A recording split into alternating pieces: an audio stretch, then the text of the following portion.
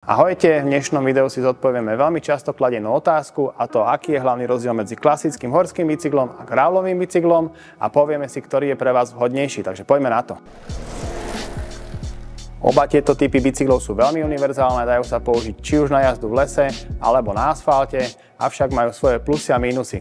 Napríklad tu máme hardtailový bicykel, ktorý má robustnejší rám, agresívnejšiu geometriu, strmší hlavový uhol, súčasťou sú aj širšie riaditka, ktoré zaručujú lepšiu stabilitu v teréne. Tieto bicykle bývajú osadené aj odpruženou prednou vidlicou a nesmieme zabudnúť ani na hrubšie obutie, ktoré zaručuje lepšiu trakciu v teréne. Ale je aj nevýhodou tohto typu bajku, a to, keď náhodou máte v pláne jazdiť prevažne na dlhých rovinách, tak majú väčší odpor a rýchlejšie sa unavíte. Za to u gravelu máme tenšie plášte, nižší dezen, pohodlnejší posed aj na dlhšie výjazdy, komfortnejšiu geometriu, ktorá vychádza z cestného bicykla, a za mňa najpohodlnejší typ riaditok, a to sú barany. Tieto bicykle sa vyznačujú aj nižšou váhou v porovnaní s MTBčkami. Toto neznamená, že tento bicykel je určený na cesty, to vôbec.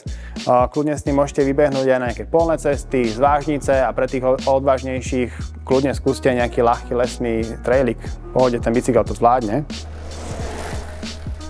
Takou najväčšou nevýhodou gravelového bicykla pri offroadovom jazdení je pevná vidlica, s ktorou budete cítiť každý otras a môže vám spôsobiť rýchlejšiu únavu alebo bolesti rúk. No a pokiaľ zvažujete kúpu horského alebo gravelového bicykla, rozmyslite si, kde sa s takýmto bicyklom budete primárne pohybovať. Teda pokiaľ to bude lesný terén, tak by som išiel do horského bicykla, a pokiaľ to budú nejaké dlhé roviny, šotoly na polné cesty, volil by som gravel. Pokiaľ si stále neviete vybrať, kľudne sa zastavte osobne na jednej z našich predajní už po celom Slovensku, alebo nám napíšte na info@cactusbike.sk, a pokiaľ sa vám video páčilo, budeme radi za odber a like. Vidíme sa, čau.